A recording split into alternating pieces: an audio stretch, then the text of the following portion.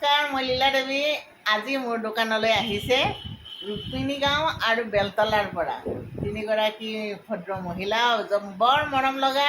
অহা বুলি ফোন কৰাৰ লগে লগে মই মন্দিৰলৈ গুচি গৈছোঁ আৰু তাৰ পৰা আগবঢ়াই আনিছোঁ। এয়া হ'ল আপোনাৰ মীৰা বড়ো। আপোনাৰ নামটো? কল্পনা বড়ো।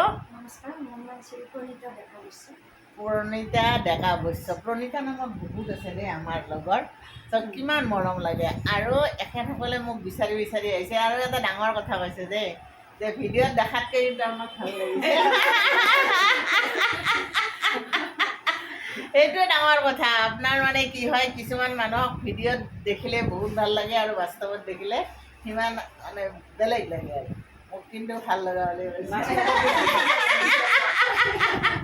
বেছি ভাল লাগিছে। বহুত দিনৰ পৰা সপোন আছিল যে আপোনাক মানে এদিন লগ কৰিম আৰু মাজতে এদিন আহিব ওলালোঁ। তাৰপিছত আপুনি তেতিয়া নাছিল।